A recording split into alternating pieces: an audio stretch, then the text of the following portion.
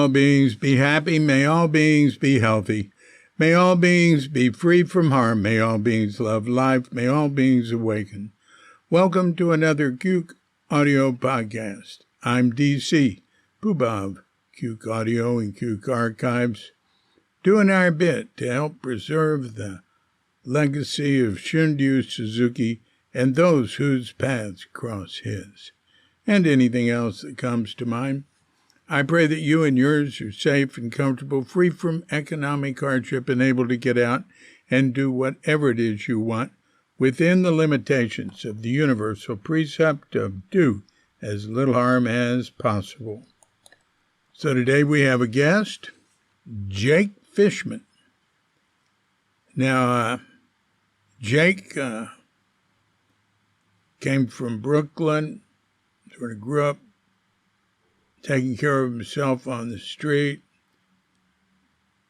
got in the Navy, which sent him to San Francisco, and somehow, when it's a three-year gig, he got an honorable discharge after 1 year. And then, he's broke and everything and just sort of hustling, and then he starts going to the Art Institute, and I cannot tell you how many people in the early Zen Center came to Zen Center through the San Francisco Art Institute. I discover new ones all the time. It was the San Francisco Art Institute, Reed College. So many came from those two, but by far the most, the San Francisco Art Institute, especially early on. And now it's just finally closed, rather recently. Anyway, I'll tell you, when I first came to San Francisco in '66, I learned pretty quick, go to the Art Institute, sit up on the lawn, smoke pot, eat lunch, cool people. Anyway, and I found that I remember in India, I was walking around Benares University, and I looked at the religion study buildings and the this and that. And there were, all classes, and there was nothing for me to relate to. There were only two places I could relate there, the library and the art school. And the Art Institute was cool. So he came out of that and got into Zen Center. And, there's one other thing I want to point out. And then I should probably with other podcasts is there's a page for Jake on cuke.com already, and there's an interview that I did with him 11 years ago, and there's a post from him or something he sent in 1998. So you can check that out. Just go to cuke.com and write Jake, or write Fishman in the site search box, and you'll find it. So, hey, he talks about when he went to Sokoji the first time, he sat in the rafters. That's a funny term. He means the balcony, which was above the big auditorium below. It's true. And there was a gaitan there, an outside sitting area for overflow or for people who were late after zazen had started. And that's where he got his zazen instruction from Suzuki Roshi. And he's been living in the same building now, a big old white building, catty corner from Zen Center on that big block across the street for 40 years.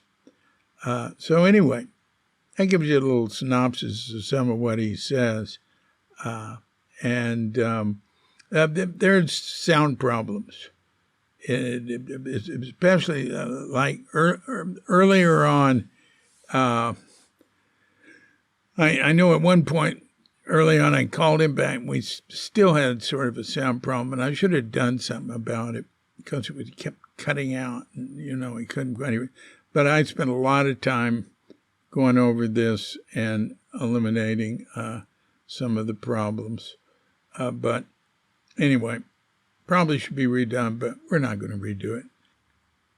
At one point in the podcast, Jake talks about how he got permission to take photos in the zendo while we were sitting zazen. That's very unusual. And that's when I was head monk. So those you can go. Those are all on shunyusuzuki.com now.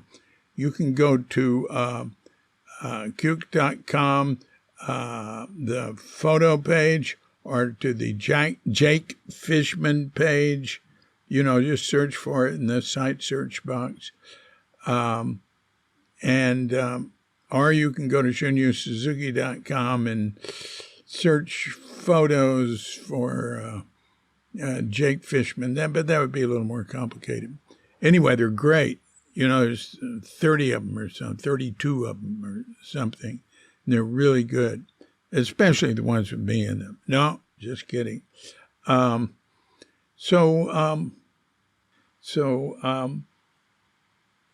a bit of history. Jake Fishman. So when you hear the bell, if you're of such a mind, hit pause and meditate or whatever for as long as you wish. And when you're ready to end the meditation or whatever, hit unpause. And we'll be there to hit the bell and end the meditation and bring you back. To hit the bell and bring you back. And we'll give Jake Fishman a call.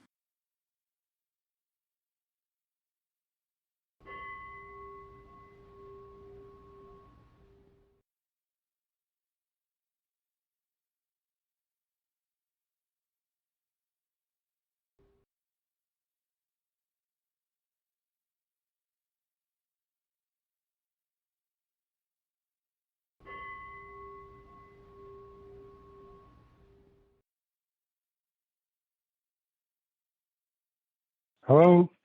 Jake, how you doing? Good. Hi, David. Yeah. Nice to hear you. Yeah. So, where are you now? I'm in San Francisco. Mm-hmm. Yes, I've had this place for over 40 years. No kidding. Where is it? It's near Zen Center. It's, remember that building on Buchanan Street? It's a big white. Oh, yeah, of course. Yeah, I got a nice big apartment here years ago, and it's been under rent control. So I've been here, and well, about 2 years ago, my health kind of went off the cliff, and I've been dealing a lot with health issues. I went to Greece, and that turned out to be a rough trip for me. I was there for a while, and it turned out to be a rough trip. I came back sooner than, of course, of health issues. Mainly related, I had a liver transplant. I remember. So what happened in Greece? Nothing. It turned out to be a rougher trip than I thought. And my health has been going downhill for the last couple of years. Mm-hmm. A lot of it has to do with my liver transplant. My liver is kind of giving out on me. Really? You were given a bad liver? No, I mean, it's been 27 years since I had a transplant. Right. And it's not like you just get a new part and you put it in. I've been on immunosuppressant all this time, so my immune system has been shot for all these years. And I don't drink, but it's kind of like, you're an alcoholic. You just slowly it's all kinds of problems, Hey, I remember the liver transplant. Could you relate how you experienced it? How I experienced? Well, yeah, I picked up a very virulent case of hepatitis A. I got sick. I went to the doctor. They said, you have hepatitis A, go home. But then I went into a coma and found out that I was about to die. They said, well, you've got about 24 hours to live or 36 hours to live before there's irreversible brain damage. Anyway, miraculously, I got a liver. They sent me to UCSF. They prepped me. They called my family to come in. My brother came in from New York, but I survived. They got a liver in me. Yeah. And that was that was 27 years ago. It, At the time, the average liver for a transplant was about 9 years. uh-huh. And I'm 77. I'm 78 years old. So, getting up there. Me too. Same. It was kind of miraculous. I mean, to be able to, to be that close to the edge and receive a liver like that. So, yeah. A close friend of mine moved to Greece. That's a long story, but he's like super set up in Greece too. We were fishing buddies and boating buddies for a long time, and he was real close. And he moved to Greece. He had family problems. Moved to Greece, and he's set up there. He's got. He's really set up, and I've been wanting to go before the pandemic. I was planning to go, and then the pandemic hit, and I put it off and put it off. So I was starting to feel a little better in the spring. I had a heart attack about 6 months before that. Oh gosh! But basically, I've been retired, for the last 10 years or so, and I've been, just enjoying my life for the most part. Where do you come from? I was raised in New York. I come from New York. I come from South Brooklyn. South Brooklyn. Wow. All right. Yeah. What was your ethnic family? Father was an immigrant from Poland, Polish Jew, and my mother was a Sicilian, first generation. Yeah. Immigrant. That's what I remember. And I told Katrinka, I said, he's Sicilian. She said, well, Fishman isn't Sicilian. And I said, well, maybe his mother's Sicilian. Yeah. My father was in the garment business, very taken over by Ashkenazi Jews for the most part. And my mother was a seamstress. She worked for him, and that's how they got together, and that's how I got here. One time you told me, I swear, that your uncle delivered bodies for the mafia in his milk truck. Well, that was hearsay.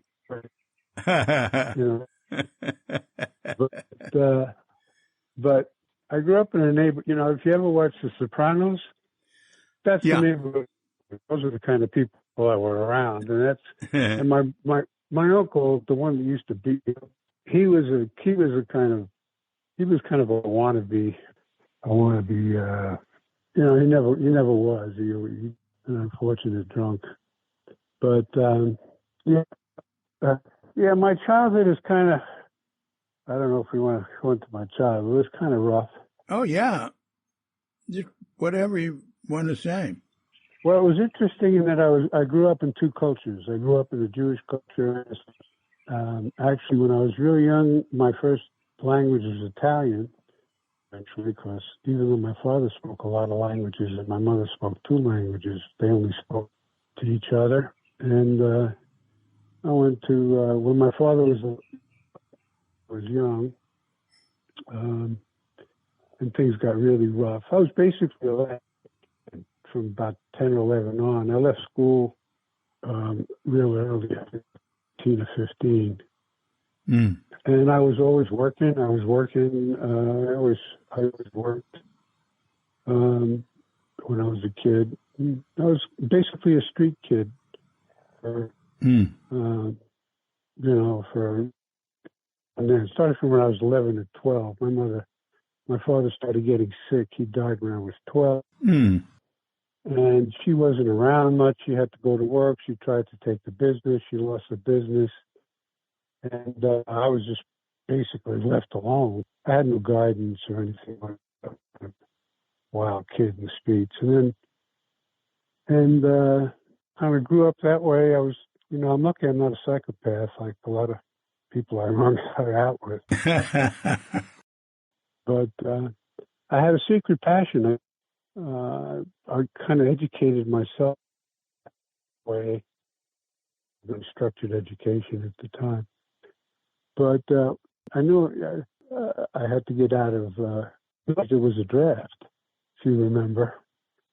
And so I expected to be drafted. So I figured, well, I'll just, as soon as I turned 17, I joined the Navy. And that's how I got, in the Navy, I did really well on all the tests. So they put me they put me in electronics school. And that's how I got to San Francisco. Mm. And then I left the Navy after a year. I was able to get a discharge. How come? An honorable discharge. I was really good in boot camp. I was athletic petty officer. Mm-hmm. But they sent me to school in Treasure Island, and I was completely unprepared.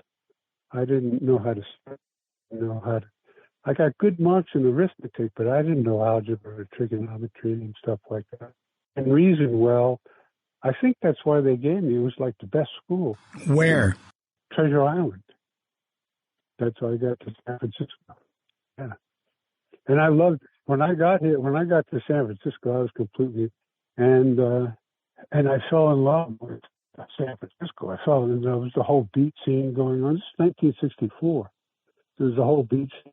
I have to say, when I was a childhood, I kind of like, so I always or living in a man's world. I never had never had high school and adolescence kind of thing. I kind of like went right from being a trouble kid to charge. I was only 18 years old. I was on my own. I had no skills. I was hustling to get by in San Francisco, and eventually I got into the Art Institute. I remember that. I had forgotten all about that, but I remember it now. Yeah. Well, I took my GED test. I got good grades on my GED test. I got my high school diploma. I was 18 years old. I fulfilled my military obligation with an honorable diploma. I wouldn't have even had that if I would have stayed in New York. I would have just been, Yeah. Now, wait a minute. You got a GED. And you got into the Art Institute. You got a lot more going for you than I hear in the story you're telling. You know what I mean? It's like you'd picked up a bunch of stuff, man. You'd developed. When I got to San Francisco, I had no money. I had a phony driver's license from Jersey. Nevertheless, I got a job selling cars because they hired me. One thing I did have, because my father was in the garment business in New York, and I used to have, sports coats. I don't know if you remember those days. Everybody wore to suits and stuff like that, and that was kind of the outfit. This is, before hippies and all that kind of stuff. And so I had nice clothes, and I got myself into all kinds of jobs. I got myself a job as a PG&E executive. just talking to a guy, and when my first day on the job, he said, "Pan out," and I said, "Well, excuse me, let me get some news." I just walked away. I had all kinds of scenes like that, but I did read a lot. I belonged to the writers' workshop, hand at writing when I was like 15 or 16. So I joined the writers' workshop, and I would read, and kind of beat intellectual crowd, and I was kind of a hustler on the scene. But anyway, this was the Art Institute, so that's another story. I got a lot of stories. I don't actually go into about my past. But, well, stories are the best. Well, I got too many. I mean, there's just this. I got into. Okay, here's how I got into the Art Institute. I applied for the Art Institute, and I never had any mentoring when I was a kid. I was always looking for somebody to teach me. I was always to show me how to do things and what to do, but nobody ever really took it up. Mm-hmm. Anyway, so I went to the Art Institute, and I applied to it, and I said that was in the spring. That was the Summer of Love, I think. Summer of Love. Summer of Love is 67. Right. And I was already, deep into the scene by then. And the Art Institute was like the hippest place on earth. Yeah. As far as I could tell. Yeah. It really was. And all the people that were going there, they weren't like college kids. These were grown, serious artists and really hip people. And I asked them if I could work there in the summer. And I applied to be a sculpture major. And they had a small sculpture area. And this is before they built the new building at the Art Institute, which you might not know about. But anyway, I went in there. I didn't know what to do. I didn't know how to weld. I didn't know how to do anything.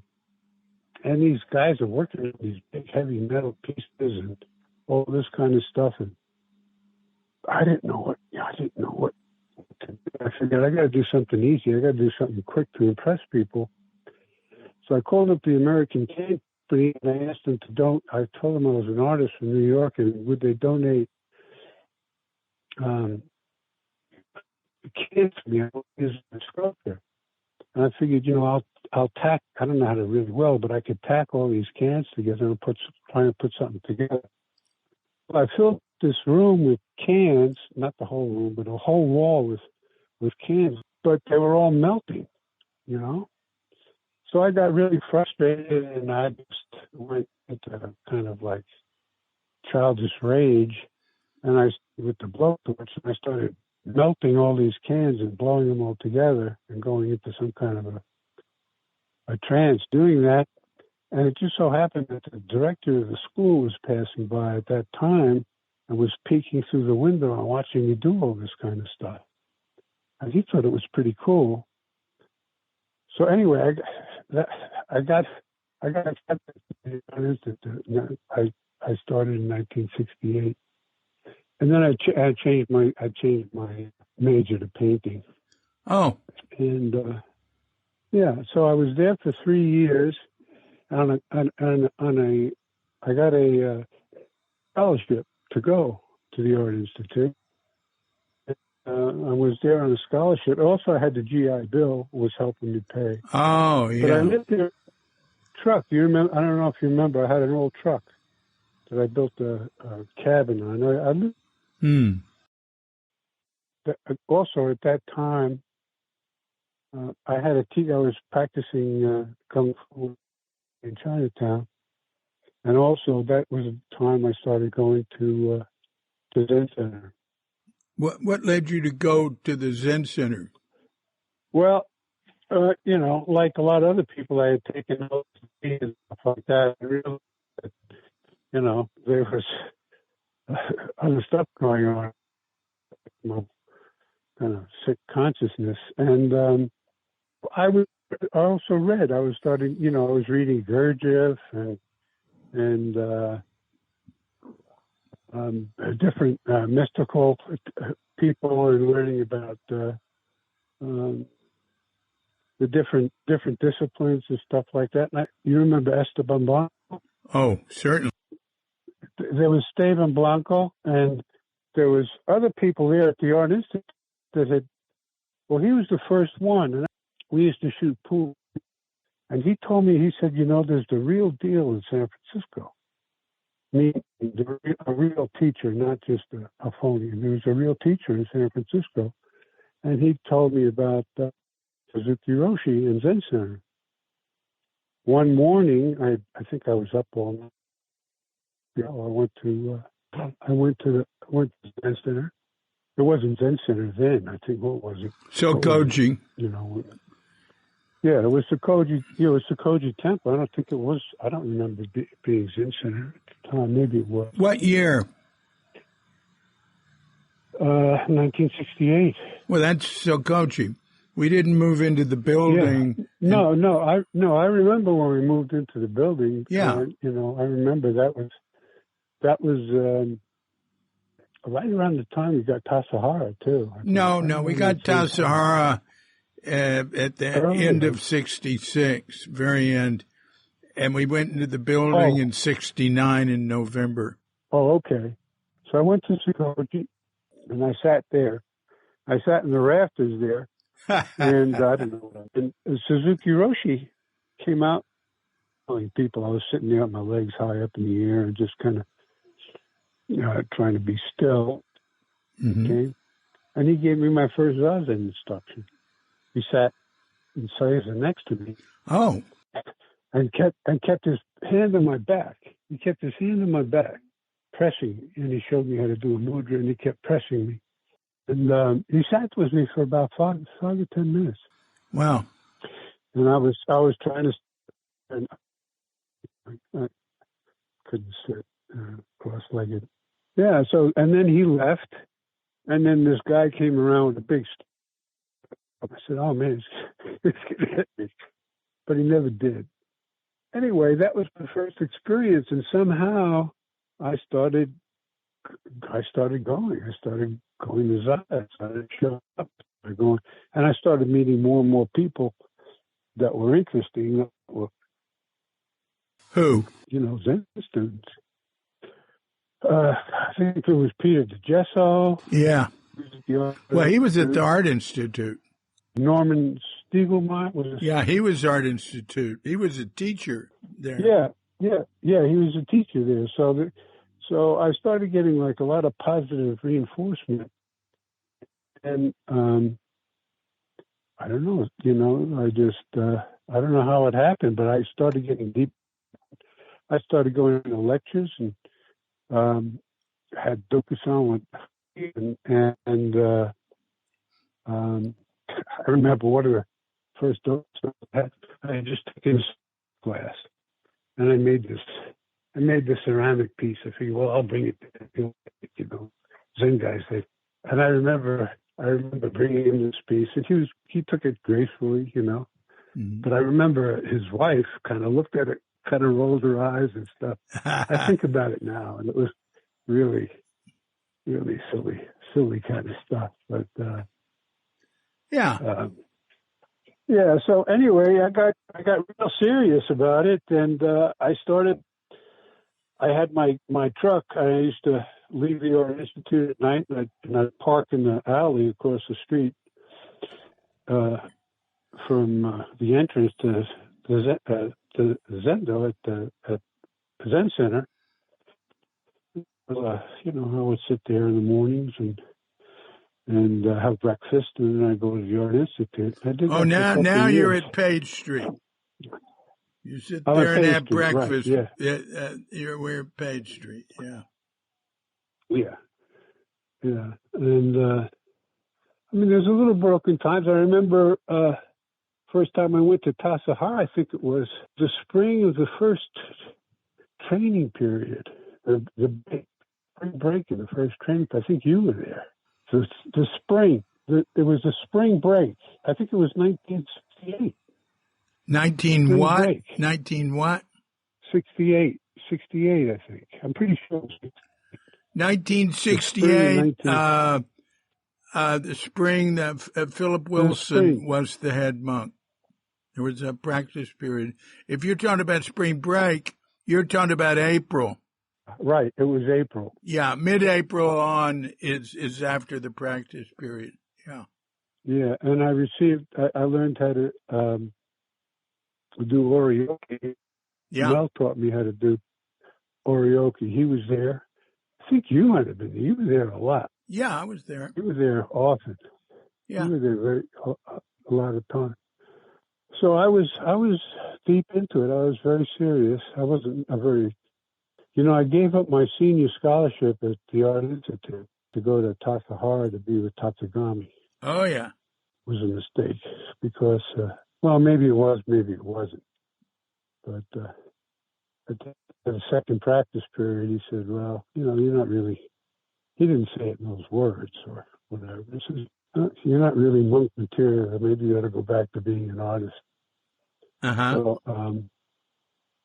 So it was unfortunate because I would have stayed and been around Suzuki Roshi, but I kind of felt like, oh man. So I went to Mexico I went to Mexico and I lived in Mexico. Stan White was there, and I went and practiced with him, and I taught Tai Chi in Mexico. But that was the fall when Suzuki Roshi got sick and died. Oh, really? Well, you're talking 1971 then. Yeah, right, 1971. Yeah. Mm. You were there too. You were at the practice period, 70 and 71. Yeah.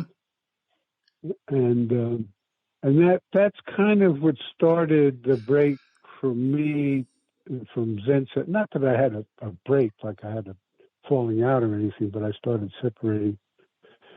Not so much Zen, but I didn't really get along with big girl, two different worlds. And I felt, like things were changing. It wasn't the same. But to take pictures in the zendo, I don't know if you remember this or not. That does ring a bell. There was, he said, well, you can only do it once. So I have pictures in the zendo during zazen. I still have the negatives and stuff, if you'd be interested. Well, of course.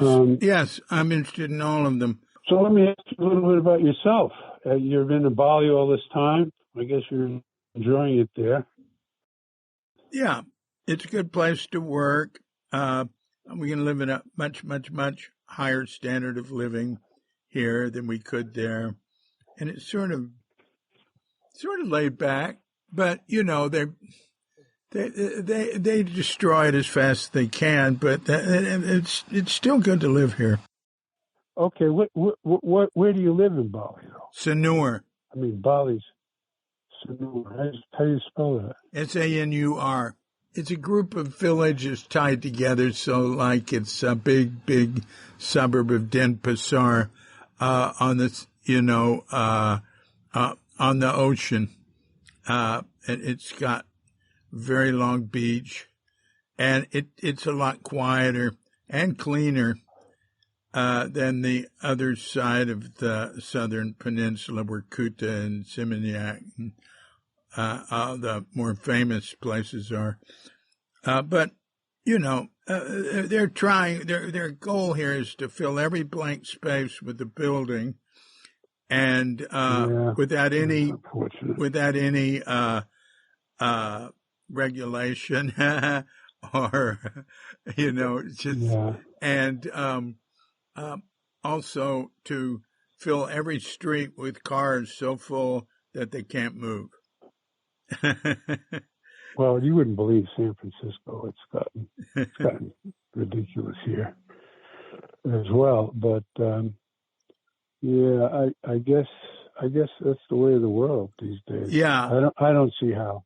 I don't know what's going to happen. I don't see any correction to what's been going on with the climate and all that kind of stuff. Yeah, what do you think about climate change? What do you think about climate change? What do I think about it? Yeah. I don't know all the ramifications, but I don't think we're going to have any kind of handle on it at all. Sounds right. I think it's going to be,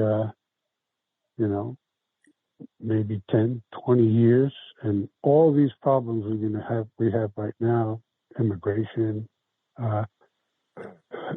depopulation, war, all that kind of stuff's going to increase.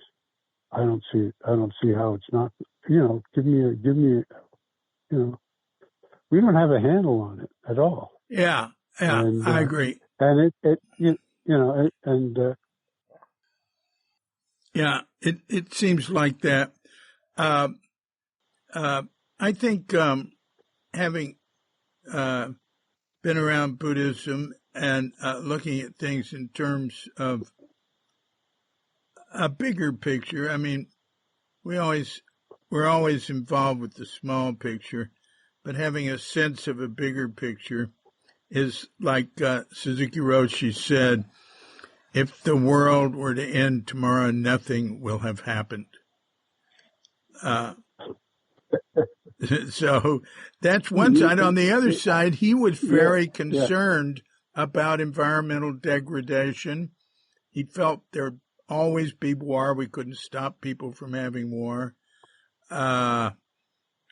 And we'll see. I don't agree with that. I think for the human race to evolve to a higher place, we have to get beyond being psychotic planet. But there's no sign right now that we're doing that. But, climate change might force such drastic changes. Who knows? But my main concern is just that the human race and higher forms of life and everything else survive. I think that's more important than anything. Yeah. People are concerned about their identity and their sex life and how they feel. And so, outside of like small pockets and Buddhism and people that have some understanding. I mean, when all these pressures come down, people revert the other way. I mean, the stuff that's going on in the world, the cruelty, the barbarism, and stuff like that, it's just outrageous, insane, and yeah, on so many, and the pressures are going to be, just outrageous. They're just going to be outlandish. They're going to be completely outrageous. And I wonder if people are still going to be able to connect, to have the space, to have the opportunity, because, it doesn't happen overnight. I mean, I've spent my whole life just trying to become a slightly better person. You know what I mean? It didn't happen. It didn't happen like suddenly overnight. I've been able to. Not that I'm that advanced.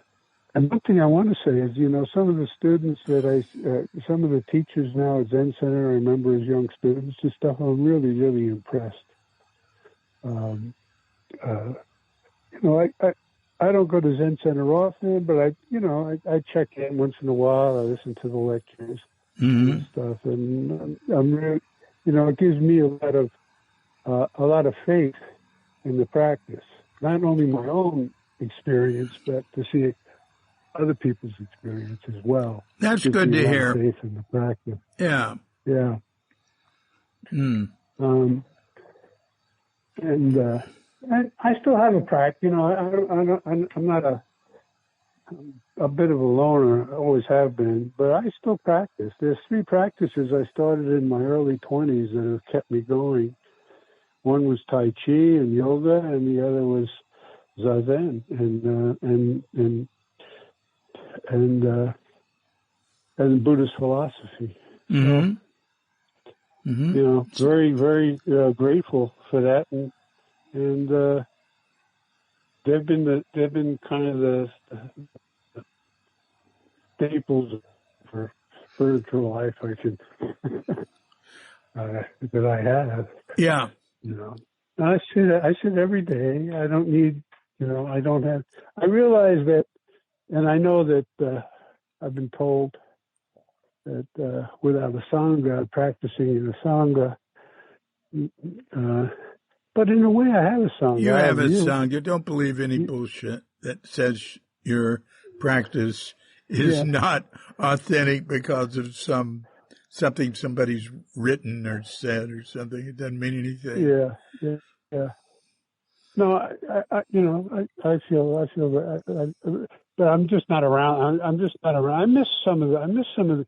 When I was at Zen Center, I didn't particularly like a lot of the ceremonies, but since I've been, I don't participate very much in them. Every once in a while, just I'll go to Zen Center for a memorial for Suzuki Roshi, or I like the full moon ceremony. That's neat. Yeah. And I remember when I was at Tassajara, I didn't like Orioki very much, but when I left, I really missed it. I mean, it was. Do you feel that way sometimes? You remember? Well, yeah, Orioki was all right with me. It's nothing I tried to repeat outside of formal oryoki settings. I know there's a woman here who studied with Richard Baker at his Germany place, and she and her husband, she was ordained by Dick as a priest, and she and her husband had shaved heads and a very, very nice villa in a much more remote place. And, they had a morning schedule, two zazens with kinhin, cleaning period, and then oryoki breakfast, and work in their garden, and this is incredible. Well, her husband died in a motorcycle accident, and she continued doing that by herself. And without any other people, just by herself, just her. around? And she's coming out more. She goes back to Germany to. She was spending some time here in Sonora and met some really good people, and realized that she was put herself under a lot of pressure. That it's good to be around other people and have that pressure off you. So I remember when you were in Mexico, like you said with Stan, you said you were sleeping on the beach one night and you saw a murder. Yeah, that was in Piedra de la Cuesta. That was it's kind of outside of Acapulco. There was kind of like a sands, but there was a kind of a lagoon on one side. There was the ocean on the other side. It was called Piedra de la Cuesta, which means point of the coast or something like that. And in those days, there was, Mexican, it was pretty, it was kind of a hippie hangout, because you could go there, spend 50 cents to put up your hammock under a palapa somewhere, and that's where you were. And there was the place I was, there was a little hut where you could lock up the woman who kind of ran, you could lock up your duffel bag or your backpack in there, and you could put up your hammock, and that's where you kind of hung out, right on the beach. And it was kind of funny, because it was constantly being raided by the Federalists. Huh? Why? Because they were hippies hanging out there, and it was like,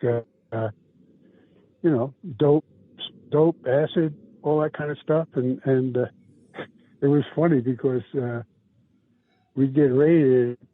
The hippies, they would take their dopes and they would hide it in the sand. They'd bury it in the sand and stuff like that.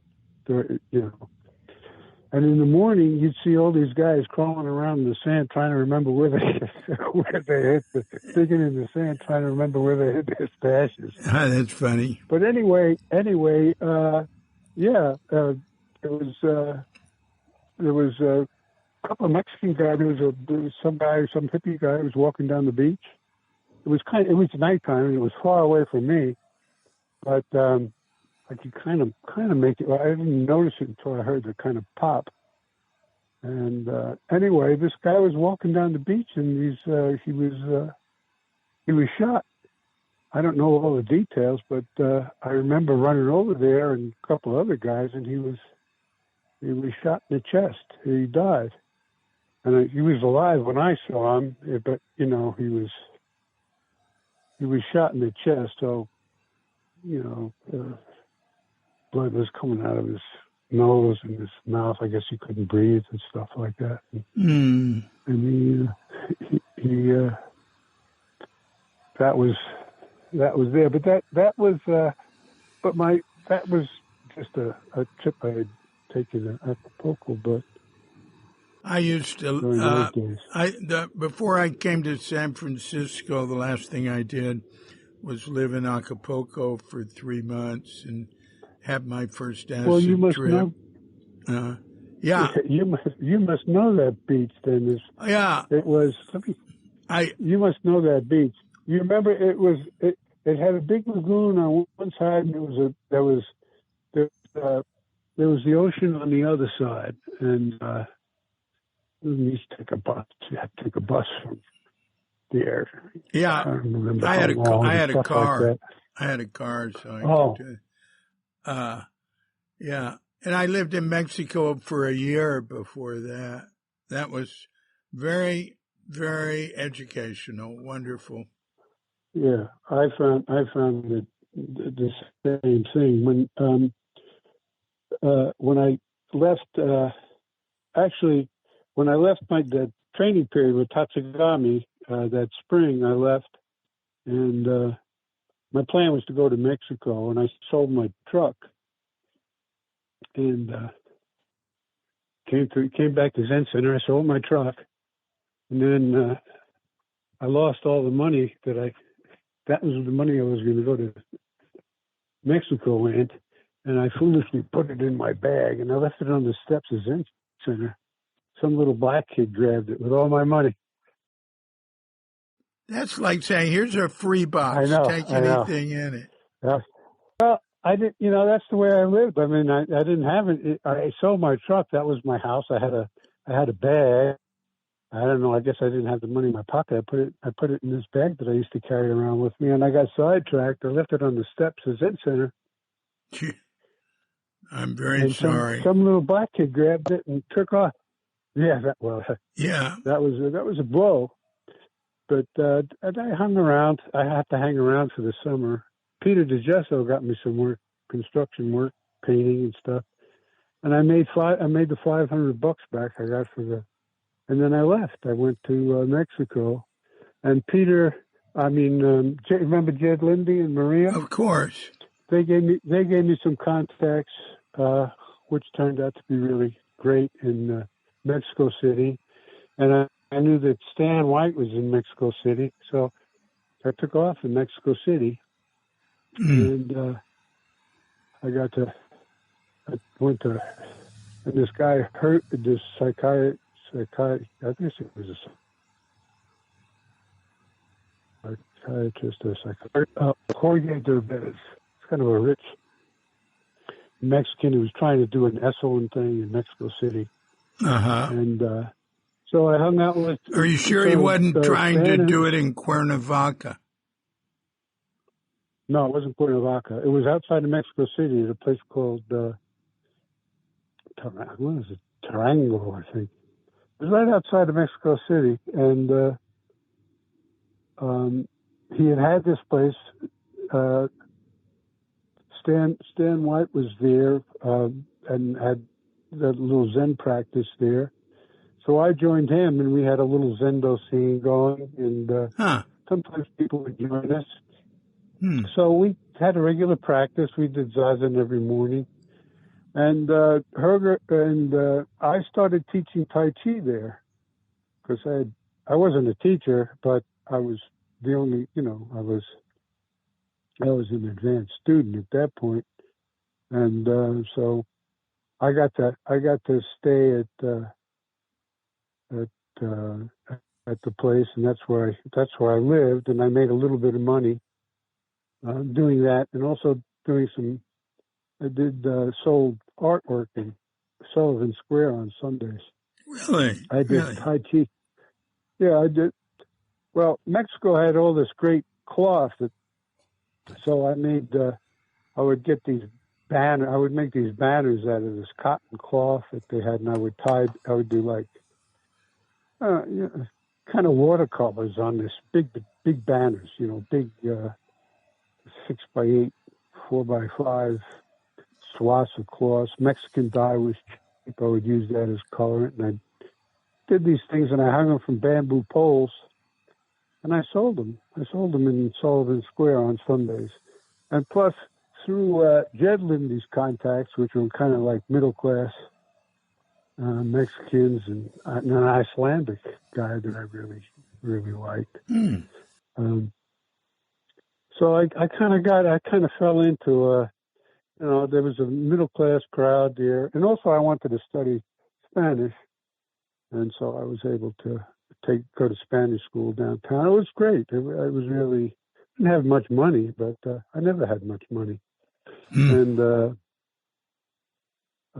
so it was. I would go downtown and do my Spanish classes during the day, and then I had some.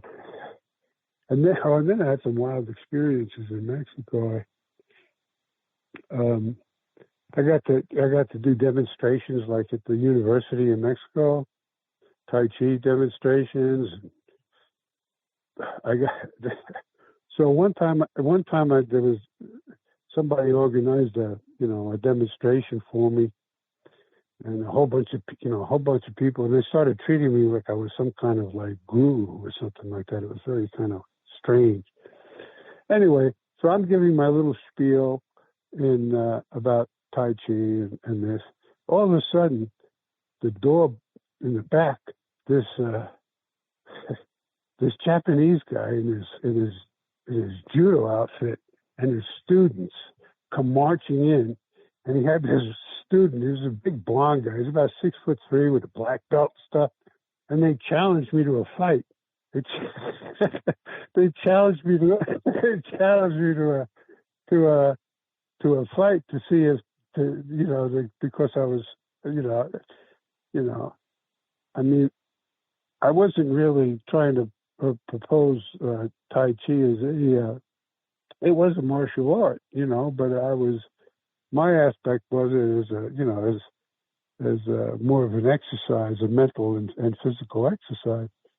But they came and wanted to challenge me. He wanted his major student to challenge me to a real a real fight. And what happened? That was interesting. I said no. I said I'm not interested in something. I kind of talked my way out of it. What was really strange is after the class, these gorgeous girls, and I was horny as hell at the time. These gorgeous girls were coming up and they wanted to kiss my hand and to give me the eyes and stuff. I was just like, oh my God, what's going on here? It kind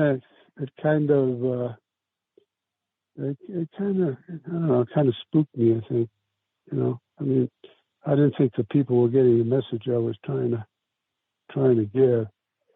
But but a lot of stuff was like that too. This guy DeBez would get yogis and stuff to come from Massillon to give classes, and then I had these middle class women, these professional women, that have problems with their husbands and they want to come and talk to me about it and stuff. I'm just a street kid from New York. Well, I feel very uncomfortable in that role, But basically, it was great. It was a great experience. I got to, live in another culture, learn a little bit of the language, and it was always something I wanted to do, So I was able to live there and make contacts in Mexico, and of course I've been back there tons of times since. But that was a big. I lived there for about a year, kind of like you did. I don't know what you were doing there. What were you doing there? I went to the University of the Americas for 2 quarters, and they told me never come back. And mainly I was smoking pot and taking a little speed. Yeah. Walking around, I would walk around Mexico City and meet people. I played guitar in a whorehouse. I was trying to spend as much time as I could speaking Spanish. I was a bad student, though. when I look back on it, I just think, too much pot, too much speed. I wasn't a speed freak or anything, but you could just buy it. Well, that's interesting. Could just buy it in a drugstore. Well, when I was in Mexico City, I didn't smoke any pot at all. I didn't do any of that. When I was subsequently, I did on other trips and stuff. But when I was there for that 7 or 8 months living there, and then I took off. After a while, I just took off and went traveling around. That's I guess when that guy got murdered at Piedmont Cuesta. Well, I was there before I came to San Francisco and Zen Center. Right. Back in 65, I lived there in 65, and then the first 3 months of 66. And so, so you were only about 20 years old, right? You were about 20, something like that? Yeah, maybe I went there when I was 19.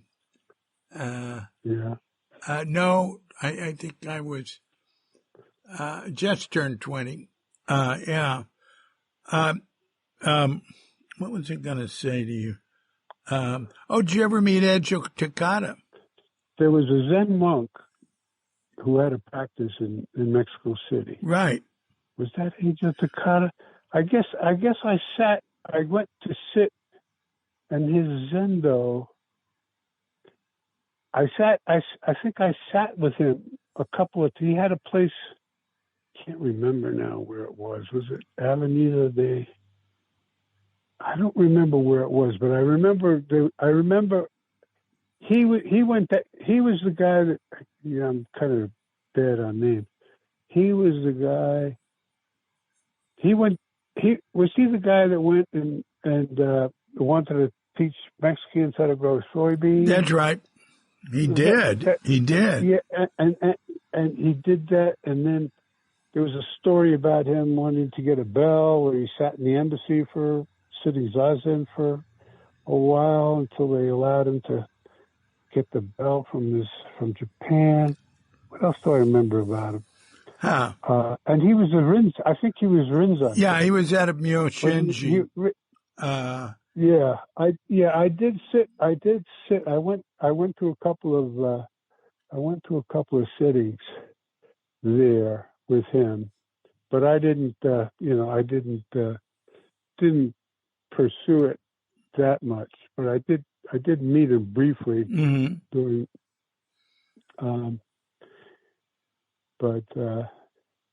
But we had a practice, Stan and I. We had a regular practice, and we'd do one-day sittings.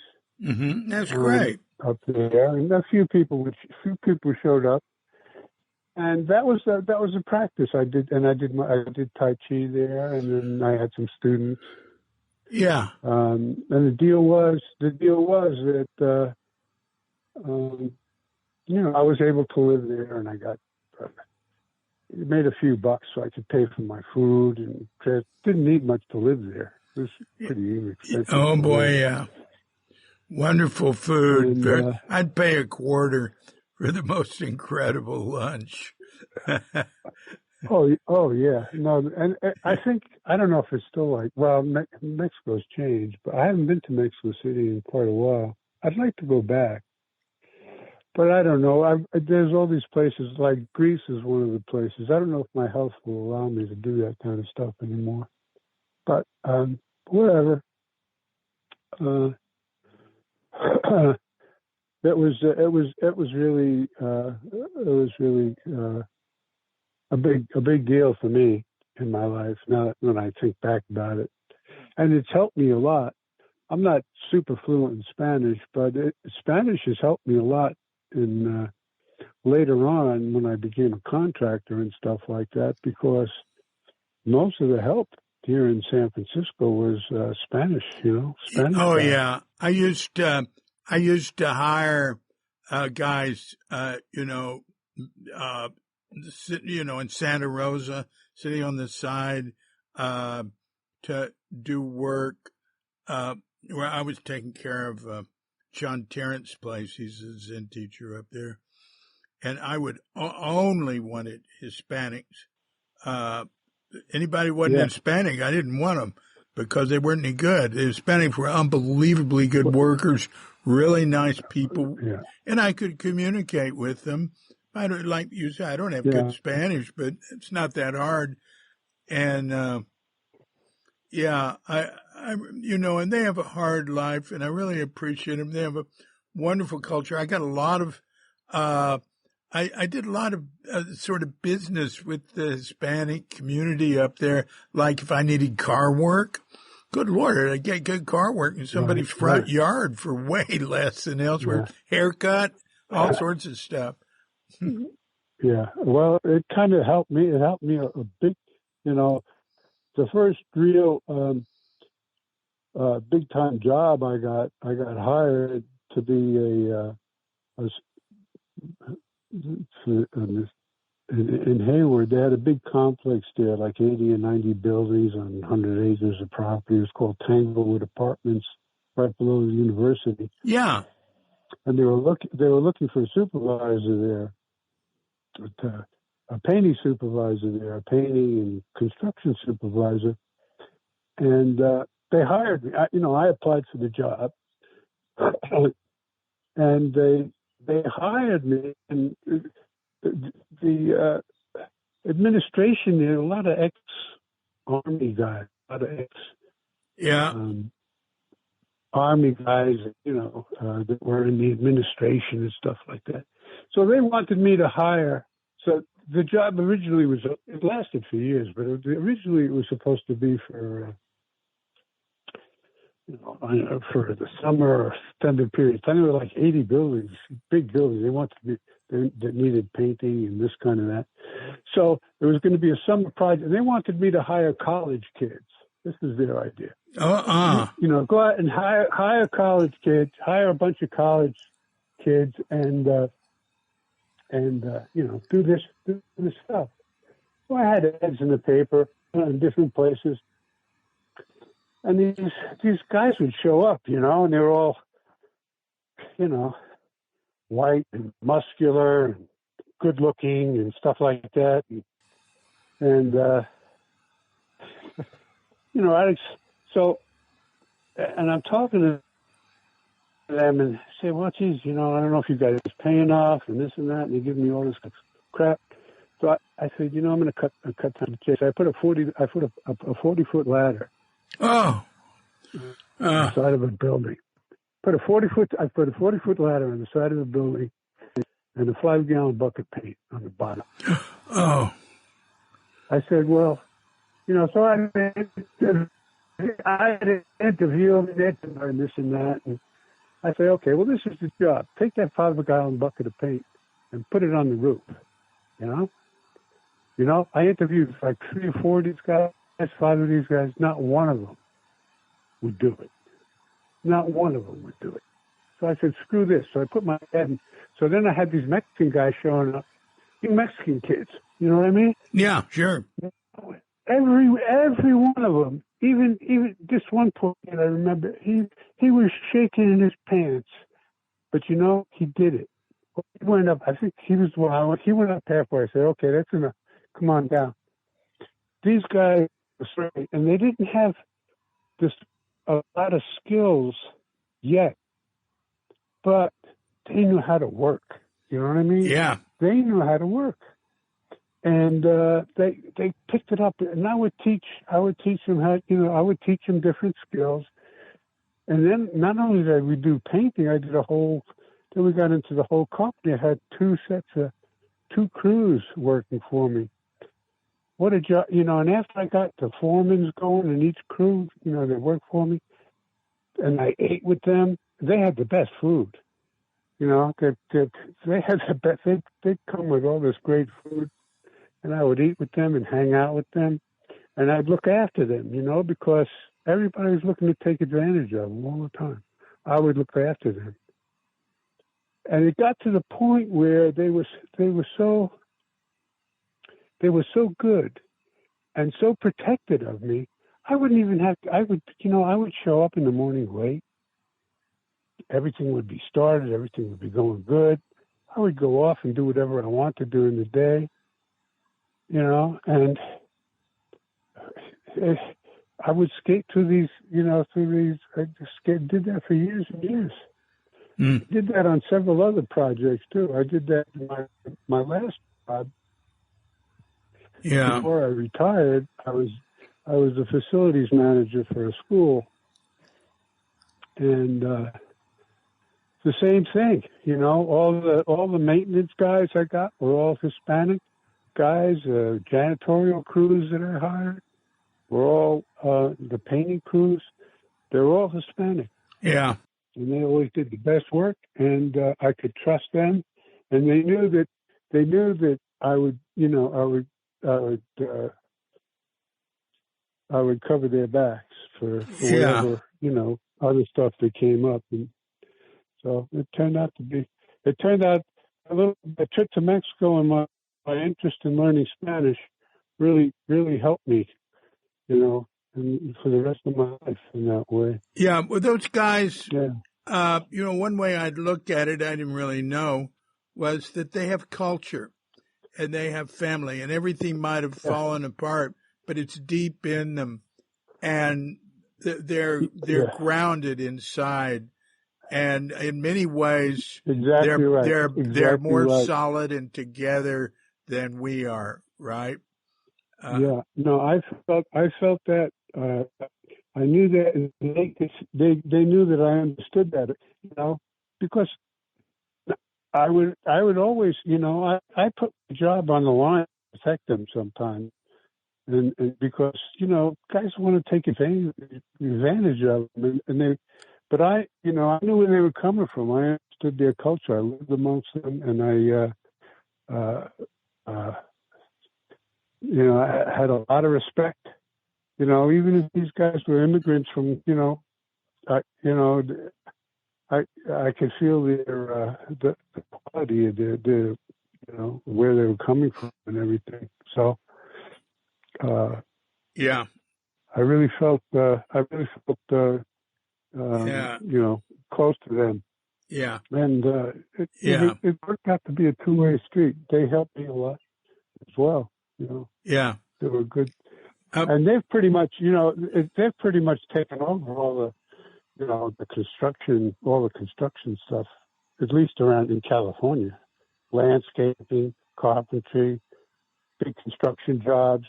You go on a big construction job, and they're all speaking Spanish. Yeah, yeah, and they're in the meantime just reputable. Politicians are demonizing them. It's really the most evil thing. People are sheep and just go along with a lot of them. Anyway, I want to leave that. I want to go back to Zen Center. I want to give you a few names. Were you ever close to Donnie? Donnie who? Donnie Crocken. Oh, of course. Yeah. Yeah, Don Crockett, sure. Yeah, we were roommates when he had Good Karma Cafe. Oh, one thing. Yeah, how was that? Yeah. Wow. Well, that was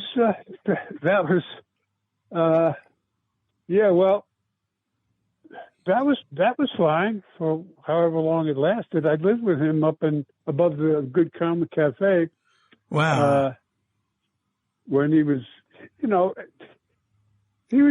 I got along with him okay. I mean, he's a bit of a character, kind of but we were always relatively simpatico. I haven't seen him. I think I ran into him years ago at Green Gulch. I wouldn't be surprised if he's still going to Green Gulch every Sunday, and he'd go down to the beach and go over to the little beach. He'd like to go nude. And he'd go swimming and serious swimming. And, he'd go to the gym a lot. And he was always into that. He'd do double dipsies. he's the most. He did running with some. I guess they were Japanese or Korean, maybe Korean monks who came to Tassajara and talked to Suzuki Roshi about their practice was running and running with them. And Suzuki Roshi said, yeah, go for it. Anyway, really interesting guy. Oh, really? Way back then. Yeah, and great photographer, too. Yeah, we were fairly close, even when he was, even when he had that little bread, remember, he started the Tassajara bread thing, really. Yeah, in Page Street. He was making bread at Page Street. And I remember, because I'd go around with him every once in a while. Had an old Volkswagen. We'd go out trying to peddle these loaves to different places, different little health food stores and stuff like that in the city. Yeah.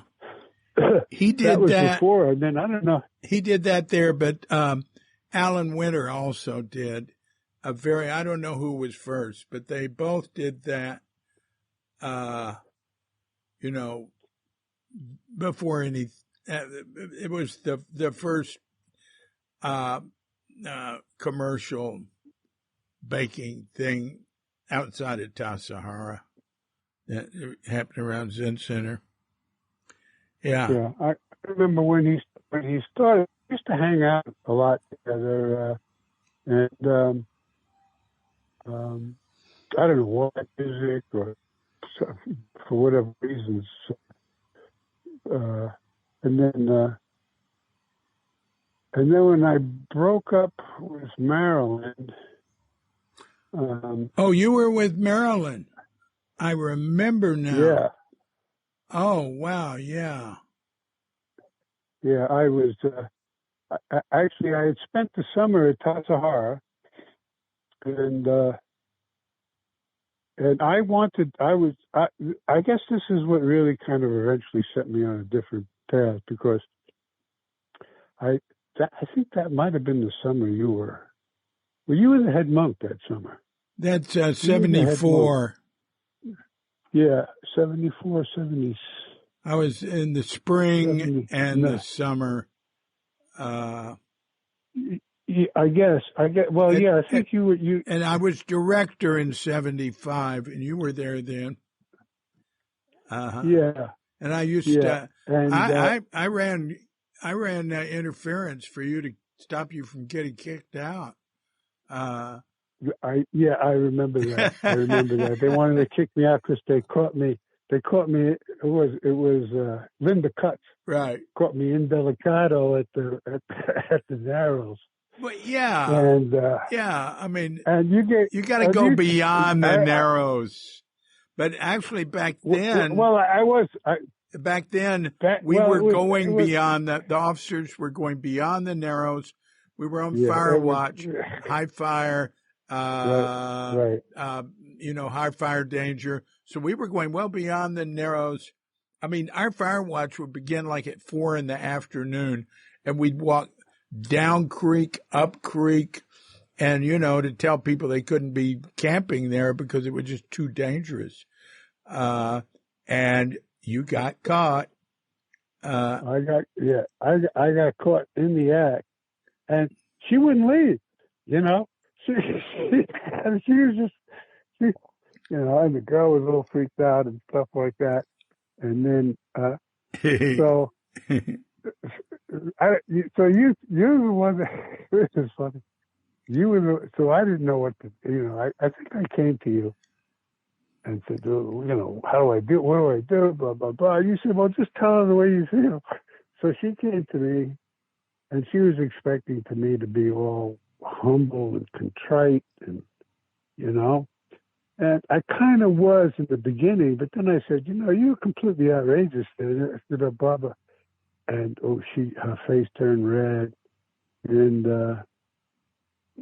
I don't, and I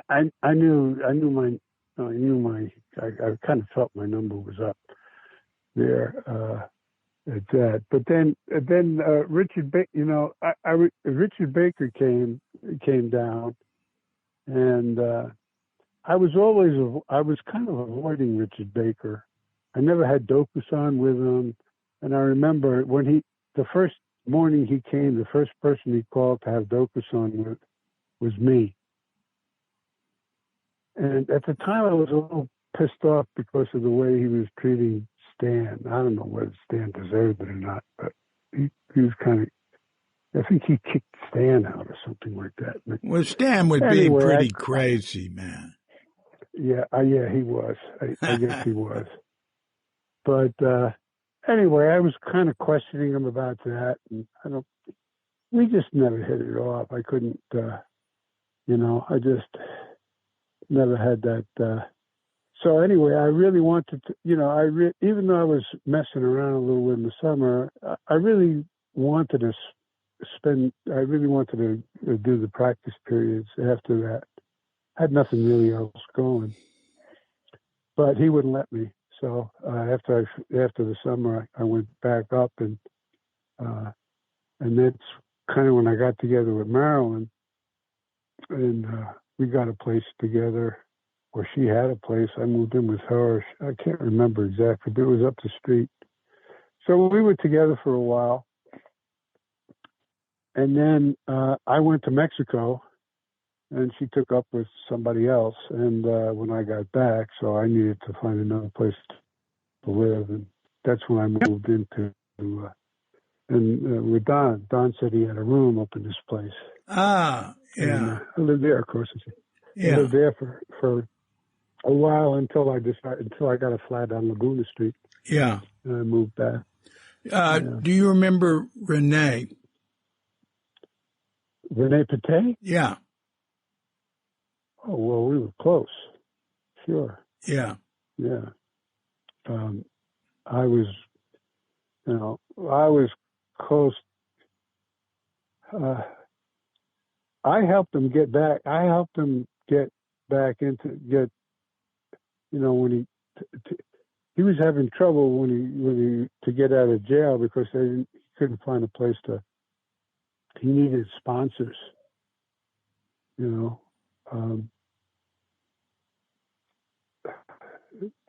get, when he got out of jail, to get back to San Francisco. You mean jail or prison? You mean prison? Prison, yeah, prison. Well, you mean around early 80s? No, 85, 85, 84. Well, I knew Renee. I first met Renee way back in before Zen Center, back in my North Beach days. He used to run with a black crowd, a bunch of black guys in North Beach. Mm. I remember that, and I would run into him a lot then. And then when the hippie thing started in LSD, and he was into yoga and stuff like that. And right. So we were always kind of running across each other, and then we both got involved in Zen Center, and he was in construction. He would, we would get each other jobs and stuff like that for over the years. But and then when he got into heroin and stuff like that, it turns out that him and a guy I went to the Art Institute with, I didn't know this at the time, but they were trafficking heroin from Thailand. Well, and what's his name? Who was involved with that crowd? Terry? Terry Gregg? He was involved with the Art Institute?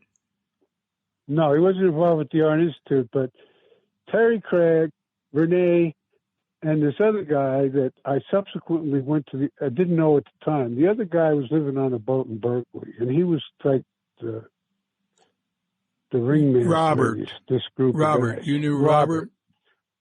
I knew Robert from the Art Institute, but I didn't know you who knew he Robert was. from the Art Institute. My God. My God. Yeah, he was Terry's mentor.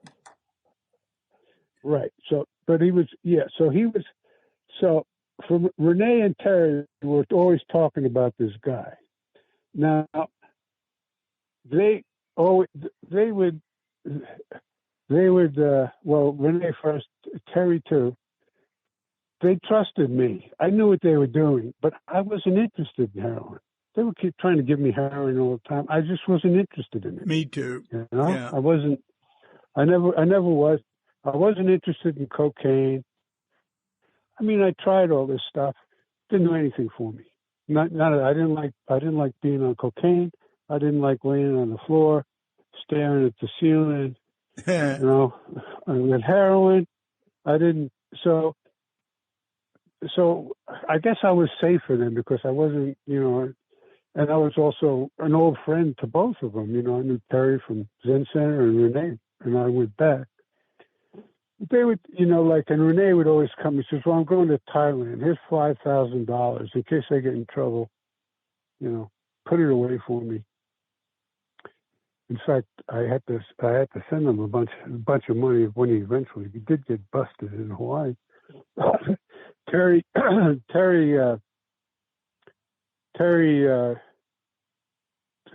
would give me his Corvette to keep because I had a garage here at the, you know, and when he would go on these trips. But I didn't know who Robert was until I finally met him, and then we realized that we knew each other. I even remember the painting that he did. He was doing a painting of Charles Means at the Art Institute. So I was kind of like the safe guy, and so I knew about what they were doing and stuff like that, and they gave me money and stuff like that to hold for them. And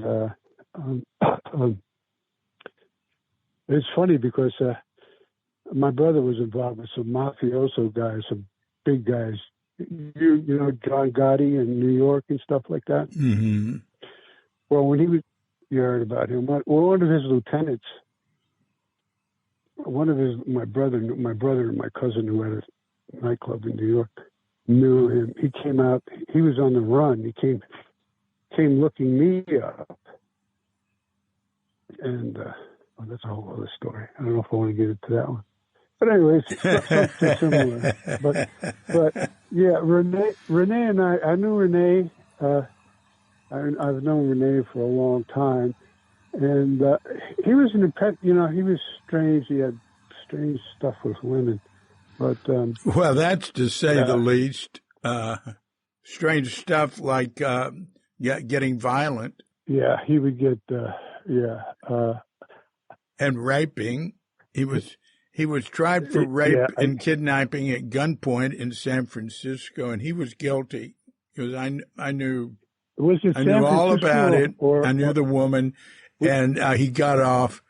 But in Florida, he was arrested for rape. I didn't know about San Francisco. Yeah. I didn't know about. He was arrested for rape and kidnapping. You know, if you hold somebody, that's kidnapping in Florida, and he did. He was lucky to get out. He did about 8 years for that. He did about 20 years in prison, all told.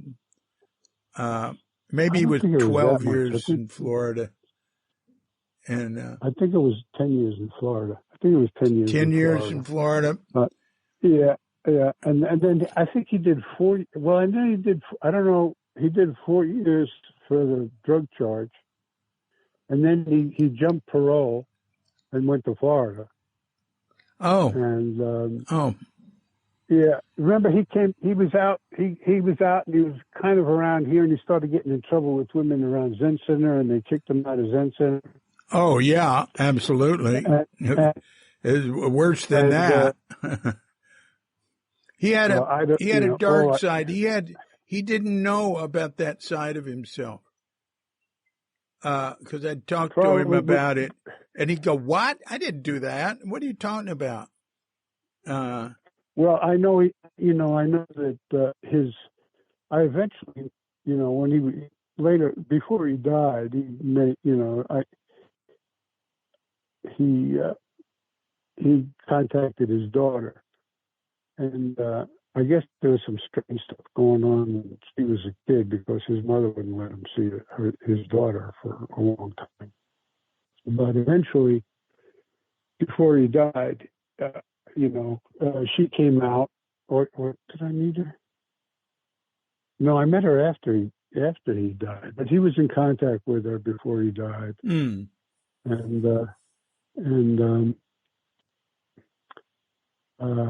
so I met her. She's died too. Do you know how Robert died? No. Robert, the cops knew, the feds knew that he was smuggling heroin, and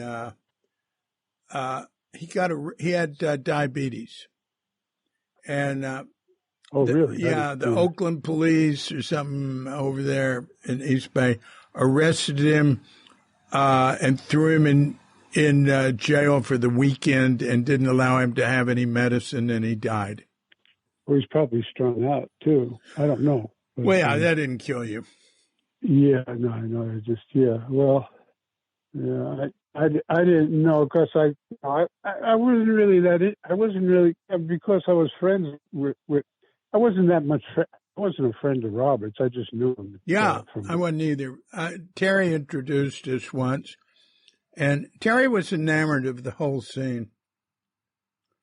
Yeah, I didn't understand that about Terry. I liked Terry. We hung out. He was always trying to get me to do cocaine and stuff. I did it once, twice. I didn't like it. I didn't get the, what's the point? And anyway, I didn't understand Terry's fascination with all that kind of stuff.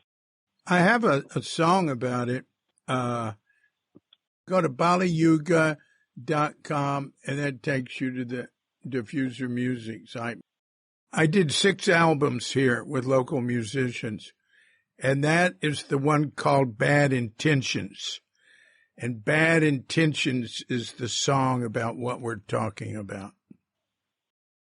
Do you have any other memories of Suzuki Roshi, Katagiri Roshi, any of that?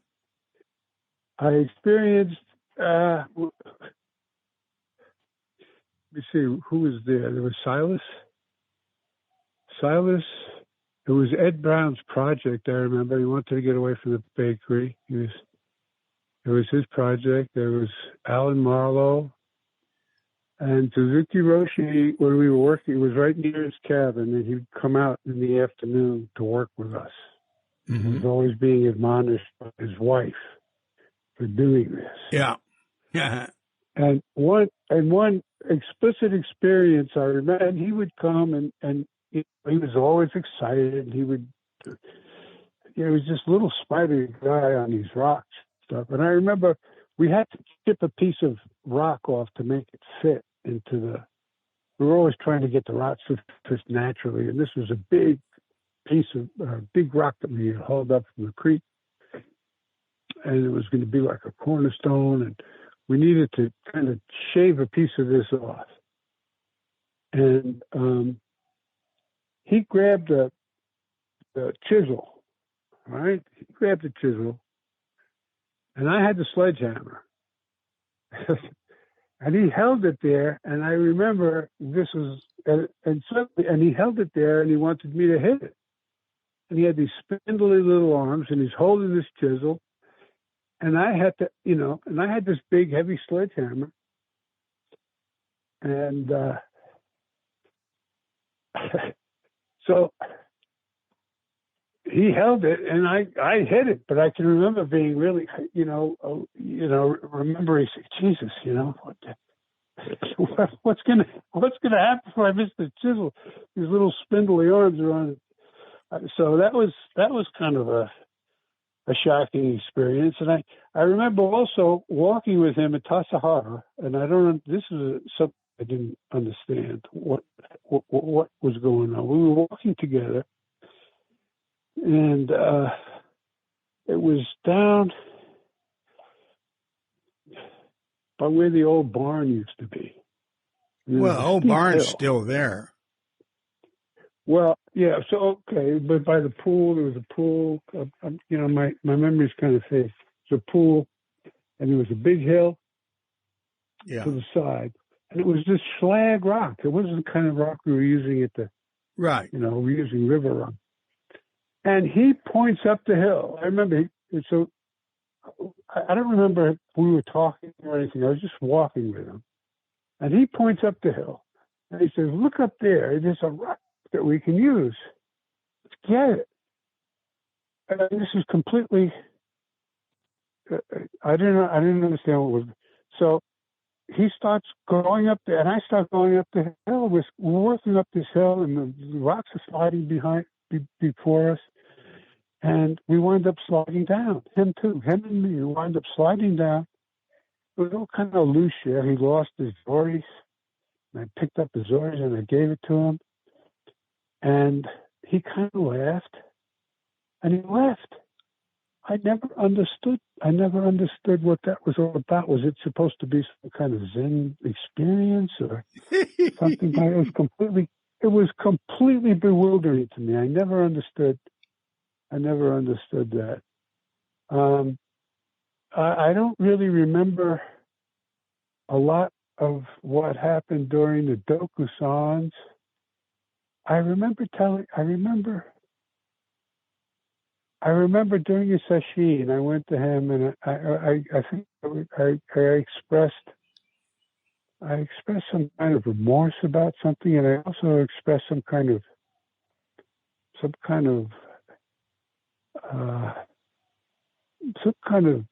breakthrough or some kind of experience that I had, and he was very encouraging. He was very encouraging about that. And I went back to Sesshin, and he mentioned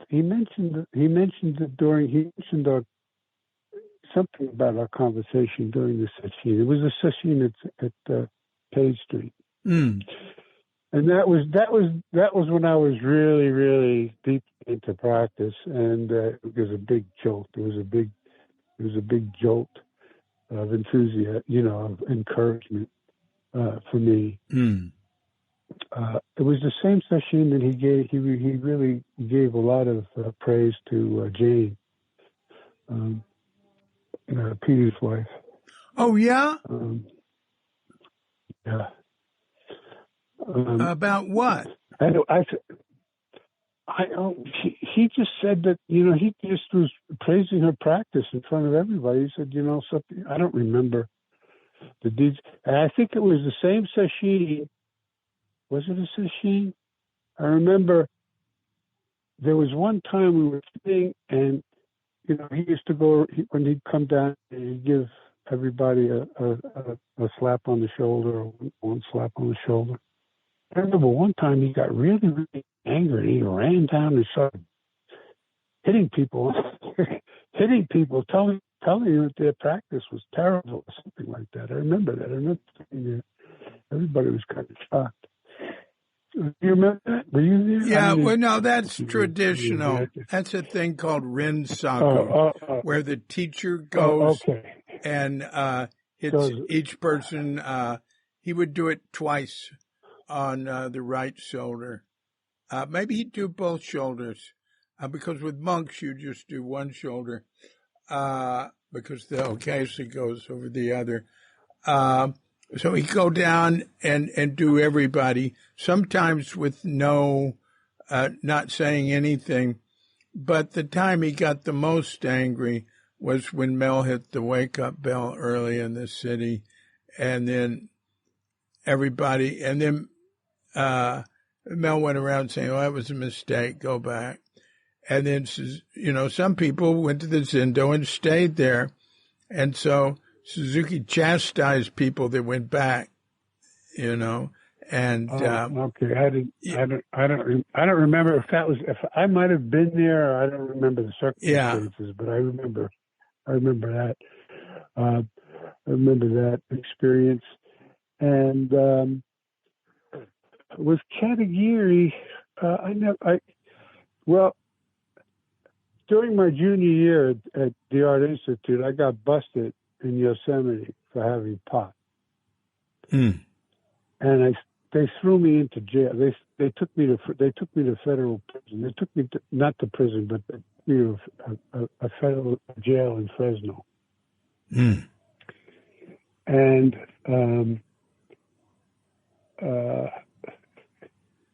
they were terrible. They said, "Oh, don't worry about it, kid. You're only going to have to spend a couple of years in jail and stuff like that." And this was during Thanksgiving, so I went to jail. I didn't know who to call. I called up the Art Institute and told them I was in jail. They found a lawyer. Who got me out of jail. And but that whole year, I was, I was going to go to trial in the spring, and that whole year I was expecting to have to do jail time, because the judge says, not the judge, but the lawyer said, "Well, you're going to probably have to go to do some jail time." But we don't go. Well, I'm going to put it off so we don't go. So. Anyway, that I wound up not having to go to jail, but by the skin of my teeth, and I got probation.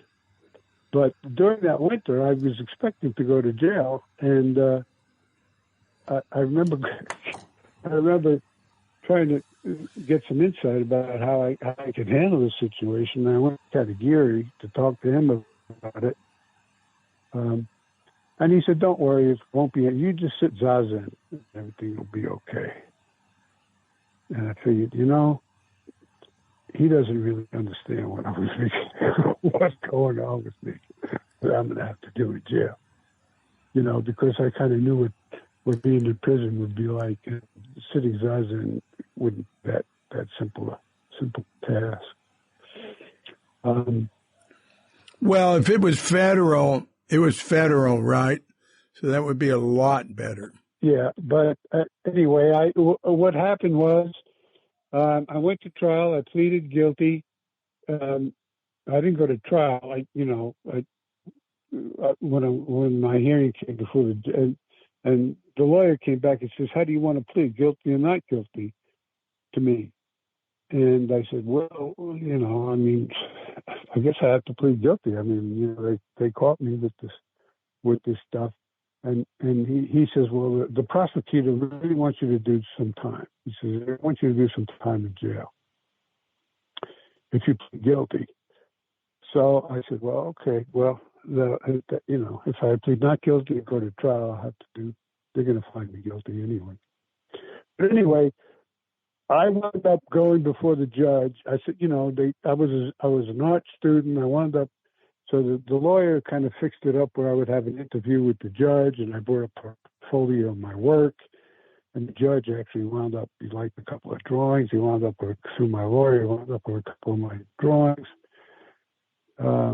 And they gave me probation instead of having to go to jail. And I wound up paying off some of my lawyer's fee.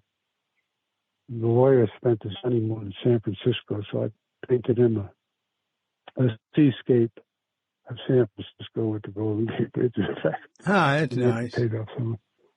Yeah, so that kind of worked out. I'm sorry. I'm not giving you the same stories that I gave you last time about my experiences. Well, but I don't remember what you gave me the last time. When you told those other two, I remembered them, but until you refresh my memory, anyway,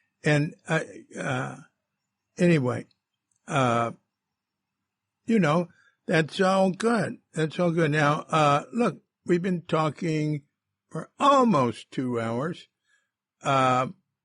And you've given us a pretty good picture of the trajectory of your way-seeking mind path. Do you have anything else? Anything else you'd like to say before we go our separate ways?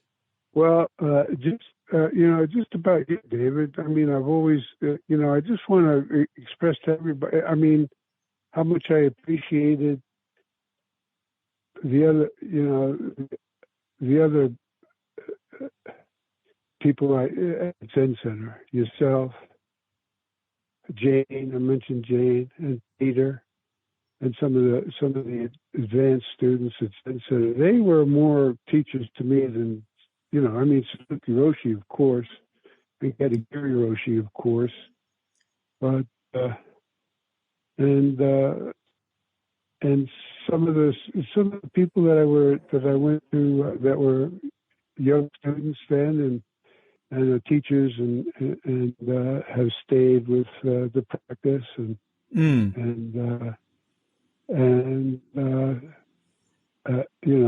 how they've developed themselves in their practice. Like I said earlier, it's given me a lot of faith in what I started over 50-something years now. Yeah, that's good to hear. That's good to hear. I also, I'm starting to realize there's not many of us around now that really had personal contact with Suzuki Roshi. Well, there's still some. There's still some. Yeah. Hey, I can tell you a memory. I went and met you when you were a projectionist in a questionable establishment in the Tenderloin. And we watched one of your films, and I remember we both liked it. We said, wow, that was really good. And then when you got, I was just meeting you there when you got off work, right? We walked around and did something. You took me to this pool hall on Market that was a real old-fashioned pool hall with real billiards and, snooker and pool. It had a zillion tables. It was on the second floor. You were an incredibly good pool player. I mean, I don't know if I've ever seen better. I still am. Huh? I still am. That's one of the things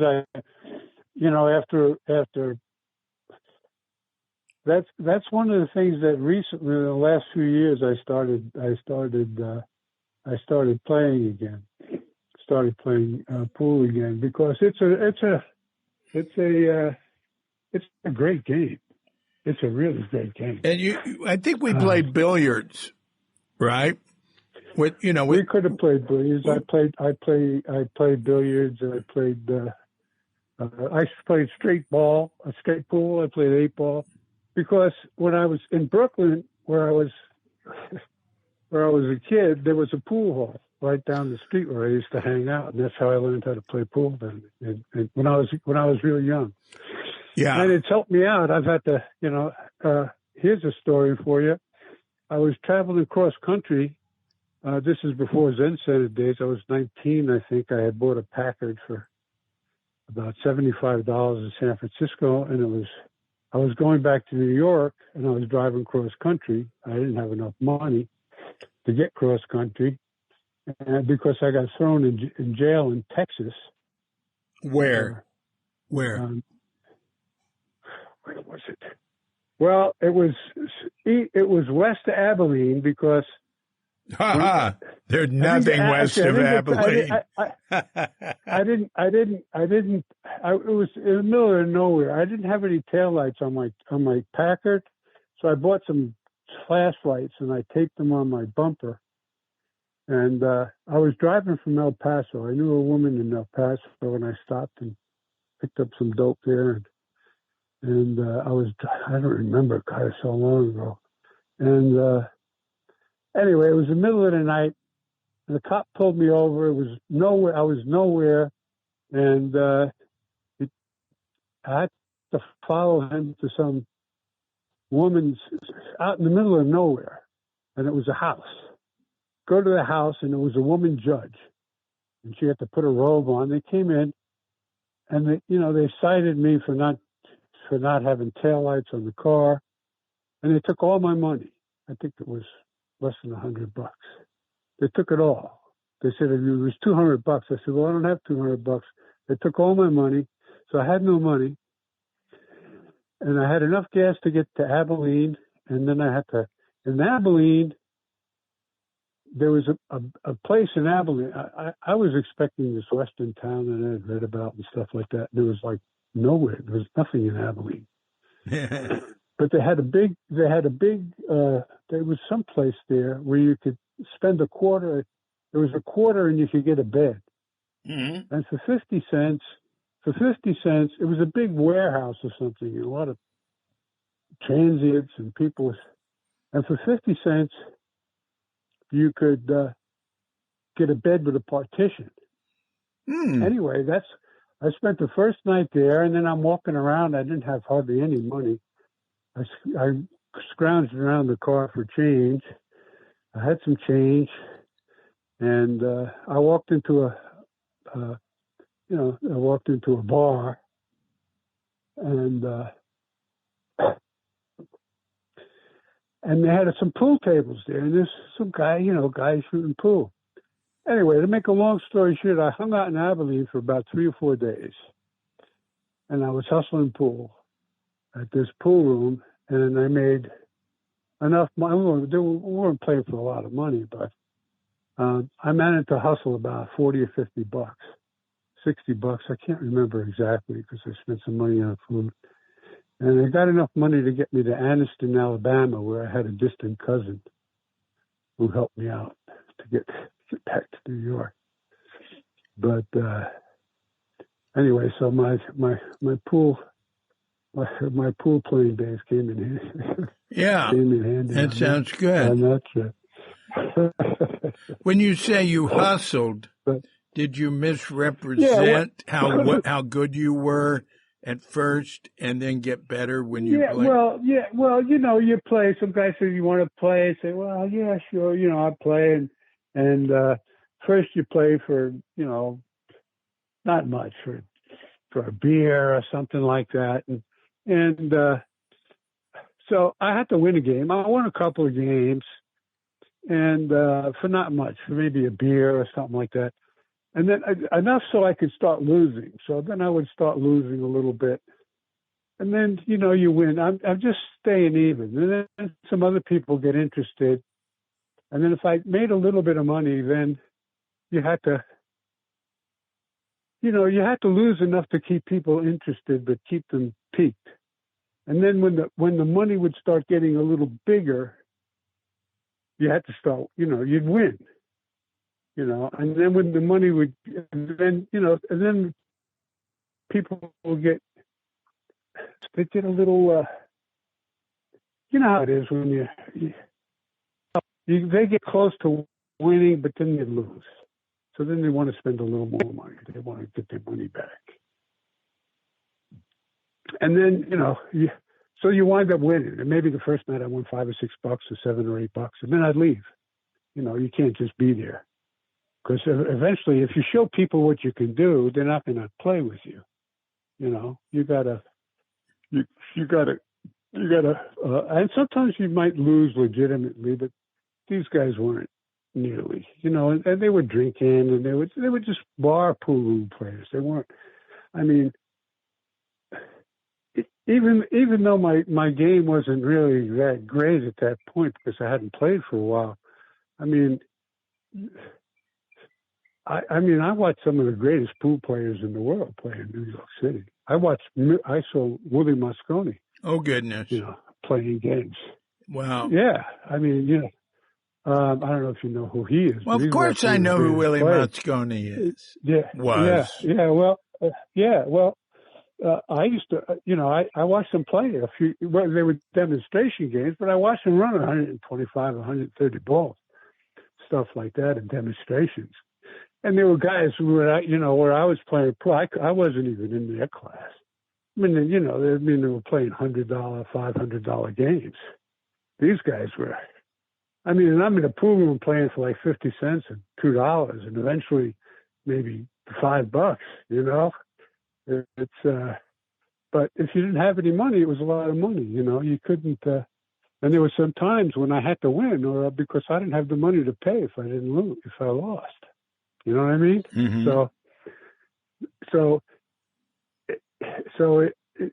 So on my small level, it was a big deal. I mean, there were a bunch of tough guys, and you don't have money to pay if you lose. The pressure is even if it's only $10, if you don't have the $10 in your pocket, what are you going to, what happens if you lose? What are you going to do? You're going to get your ass kicked for the most part. Yeah. So, anyway, my misguided youth. Well, yeah. Saved me a few times. Yeah, well, I just wanted to bring that up because, like I said, you obviously had a great aptitude. My best friend had a really good aptitude. I didn't. I would never get better. I just wasn't a good pool player. And he was really good. But he didn't follow it up. I didn't know you. I didn't. Yeah. Oh. I just read a good story. I don't know if by Jim. Jesus.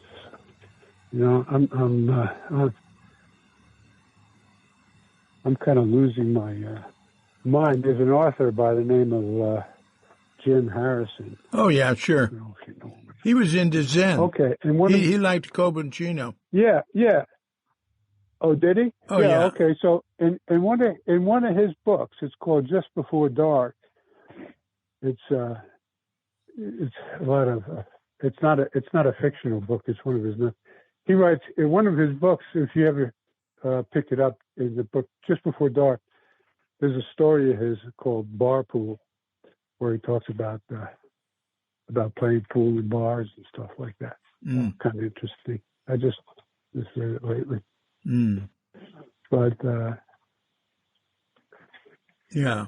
Anyway, it's been really nice. It's been really nice going down memory lane with you. Yeah. David, and I really appreciate what you've been doing. I think it's really great. It's funny the paths we go on in life. Yeah, well, it keeps me out of trouble.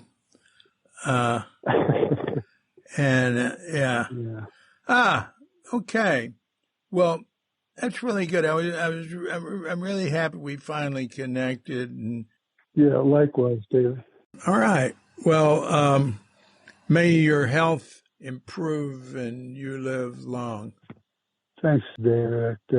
Well, really good talking with you, Jake. Thanks a lot. Likewise, David. Okay. You take good care. You too. All right. Okay. Bye-bye. Bye-bye. So thanks a lot, Jake. Jacob Fishman. Appreciate it. Really good talking with you. I wish you the best health and happiness, and until we meet again. This is DC, Poobah of Cuke Audio and Cuke Archives, coming to you from Sleepy Sanur with Doggy Bandita, Feline Cuchita, and dear lovely Katrinka. And we're wishing you and yours and all of us a grand awakening.